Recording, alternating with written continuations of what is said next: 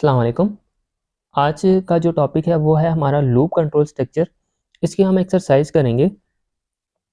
पहला जो क्वेश्चन है इसमें वो सॉल्व करने वाला वो कह रहा है what will be the output of the following code. इस कोड की आउटपुट क्या होगी। अब देखें, सबसे पहले तो एक वेरिएबल डिक्लेयर हुआ है के।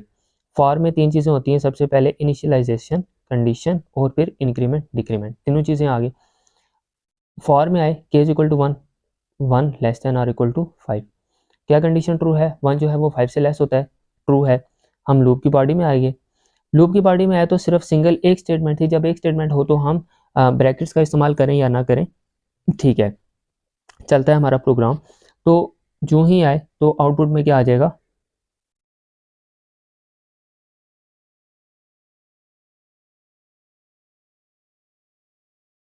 आउटपुट में क्या लिखा हुआ है, आई एम अ स्टूडेंट। एक दफ़ा आई एम अ स्टूडेंट।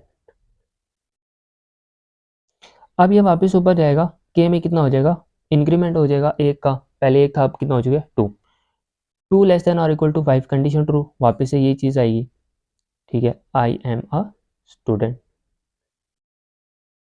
वापस से ऊपर जाएगा, 2 था अब कितना हो चुका है 3, 3 लेस देन और इक्वल टू 5, कंडीशन फिर से ट्रू है, ये फिर से एग्जीक्यूट होगा, फिर क्या आ जाएगा, आई एम अ स्टूडेंट। फिर से ऊपर जाएगा 4 हो जाएगा, 4 लेस देन 5, कंडीशन फिर से ट्रू है, ये फिर से आ जाएगा आई एम अ स्टूडेंट। फिर ऊपर जाएगा 5 less than equal to 5, less तो नहीं होता लेकिन इक्वल होता है, कंडीशन ट्रू है अभी भी, तो 5 टाइम ये क्या आ जाएगा, आई एम अ स्टूडेंट। अब जब 6 टाइम ऊपर जाएगा तो कंडीशन फॉल्स हो जाएगी और यहाँ से ये टर्मिनेट हो जाएगा, लूप की बॉडी नहीं चलेगी, तो हमारे पास क्या आ जाएगा, गुड बाय, गुड। अच्छा, ये बड़ा है, कैपिटल है तो कैपिटल ही आएगा, ठीक है। जैसा आपका प्रिंट एफ में लिखा होता है वैसा का वैसा ही आता है। नेक्स्ट क्वेश्चन है what will be the output of the following code. अब आपने इस कोड की जो है वो आउटपुट बतानी है। सेम ऐसे ही चलेगा, एक नंबर ले लिया, वेरिएबल डिक्लेयर कर लिया, इंट एन आ गया, n equal to 30, n less than, n greater than or equal to 10। N कितना है जी 30, 30 ग्रेटर देन इक्वल टू 10, 30 जो है वो 10 से ग्रेटर है, हाँ जी है, कंडीशन ट्रू है। बॉडी में क्या लिखा हुआ है, प्रिंट एफ परसेंटेज जी, मतलब इसी नंबर को आपने क्या कराना है, डिस्प्ले कराना है।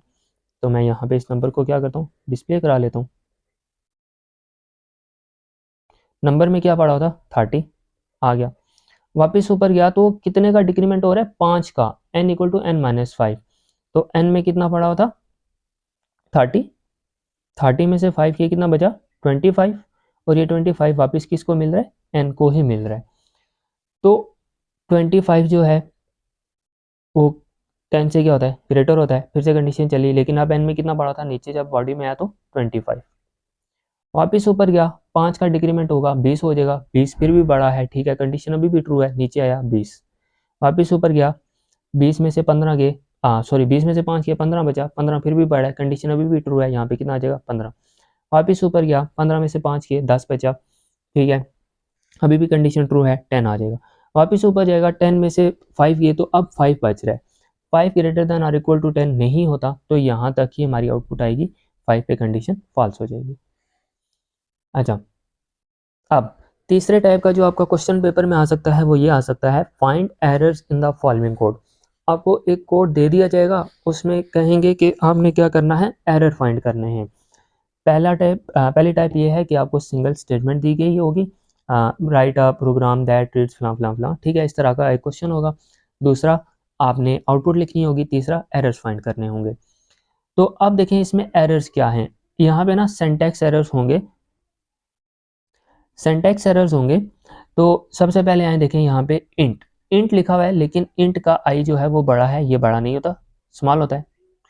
पहला एरर ये है, दो वेरिएबल डिक्लेयर किए हुए के ए, ठीक है, अब हर स्टेटमेंट के आगे सेमीकोलन आता है, यहाँ पे नहीं है, दूसरी मिस्टेक है। अब यहाँ पे लाजमी नहीं है आपका यही प्रोग्राम आए, आपने वेरिएबल्स के जो सेकंड चैप्टर में रूल्स हैं कि वेरिएबल कैसे डिक्लेयर करते हैं वो आपने लाजमी देखने। अब वो कुछ इस तरह का वेरिएबल दे सकता है जो कि वैलिड ही ना हो, इनवैलिड हो, तो आपने वो भी देखना है, इस तरह का आ सकता है। फिर सेकंड लाइन में आगे ए इक्वल टू 3, इसमें कोई एरर नहीं है, ए को 3 असाइन हो रहा है और सेमीकोलन भी लगा हुआ है, के इज इक्वल टू 1, इसमें भी कोई एरर नहीं है, के को 1 वैल्यू मिल रही है और सेमीकोलन भी है।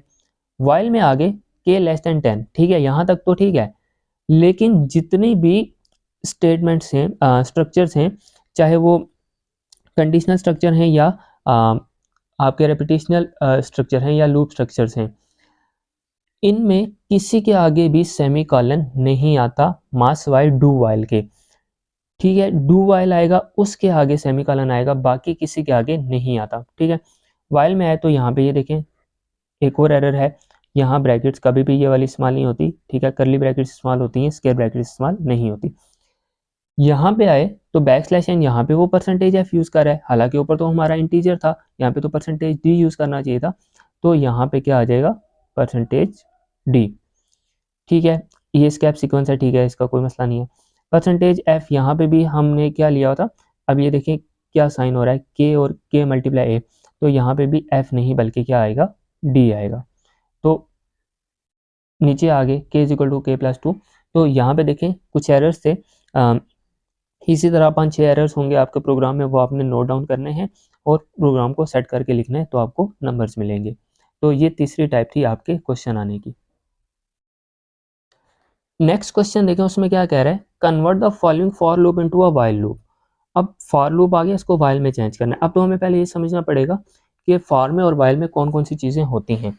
फॉर में आ गया जी सबसे पहले इनिशियलाइजेशन, फिर आ गई कंडीशन, फिर आ गया इंक्रीमेंट और डिक्रीमेंट, ठीक है, ये चीज़ें होगी, मैं यहाँ पे लिख भी देता हूँ। अच्छा चले हम यहाँ पे ना तरतीब के साथ अब करते हैं। फॉर में होता है सबसे पहले इनिशियलाइजेशन,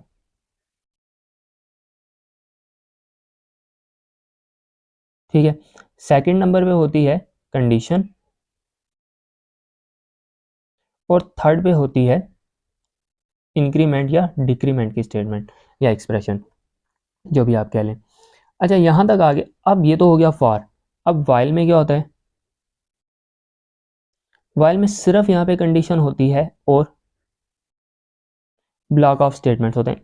फॉर में भी चलें, यहाँ पे हम क्या कर लेते हैं, यहाँ पे ब्लॉक ऑफ स्टेटमेंट्स आ जाएंगी, तो यहाँ पे इसकी क्या आ गई, ब्लॉक ऑफ स्टेटमेंट्स आ गई।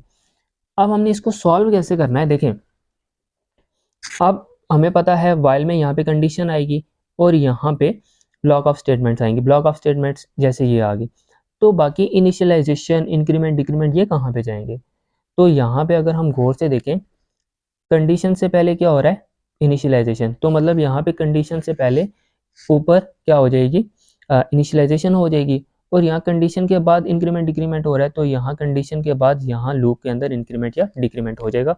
इसको हम साइड पे करते हैं, जैसे यहाँ पे मैं ना इसको यहाँ पे कर लेता हूँ, ठीक है, फॉर एग्जांपल मैंने लिखा यहाँ पे वाइल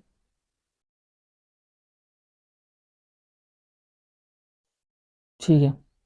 अब मुझे पता है सबसे पहले तो यहाँ पे कंडीशन आएगी, तो कंडीशन क्या है, के ग्रेटर देन 0, तो मैं यहाँ पे लिख लेता हूँ के ग्रेटर देन 0। अब इनिशियलाइजेशन किधर गई, वो तो इससे पहले हो रही थी, इससे पहले हो रही है, तो हम इसको क्या करते हैं, हम इससे पहले यहाँ पे लिख लेते हैं, ठीक है, सेमीकोलन स्टेटमेंट है, इंट आर है, तो इंट इससे पहले, ठीक है, ये तरतीब रहेगी। फिर अब क्या आएगा, ब्लॉक ऑफ स्टेटमेंट्स, क्या आ गया, प्रिंट एफ,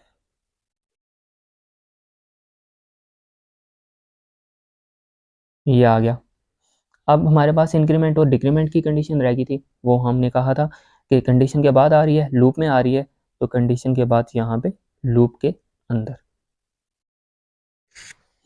अब बुक में तो आपका फॉर दिया गया था, फॉर को वाइल में कन्वर्ट करना था, लेकिन पेपर में वाइल से फॉर भी आ सकता है, डू भी आ सकता है, तो तीनों का आपने स्ट्रक्चर देख लेना है और इनको अच्छे से प्रिपेयर करना है। इस चैप्टर से रिलेटेड जितने भी वीडियोस हैं, हमने जितने भी कवर्स की हैं, फॉर है, वाइल है, डू वाइल है, जितनी भी वीडियोस हैं वो हमने डिस्क्रिप्शन बॉक्स में रख दी हैं, तो आप वहाँ पे जाके चेकआउट कर सकते हैं। Thank you.